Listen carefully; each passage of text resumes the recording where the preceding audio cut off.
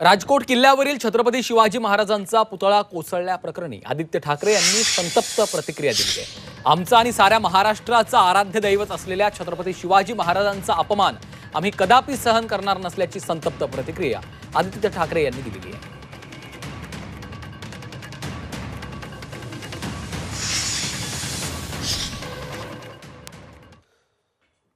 आदित्य ठाकरे यांनी म्हटलेल्या निवडणुका डोळ्यांसमोर ठेवून बनवलेलं महाराजांचं स्मारक 8 महिन्यातच कोसळलं।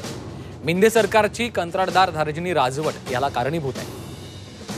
महाराजांच्या प्रतिमेचा वापर स्मारकाच्या गुणवत्तेकडे लक्षच दिलं गेलं नाही। महाराजांचा पुतळा पडलेला पाहिला तेव्हा प्रचंड यातना झाल्या। महाराजांचा अपमान करणाऱ्या मिंदे राजवटीला आणि भाजपच्या विषारी सापाला खेचायला हवं।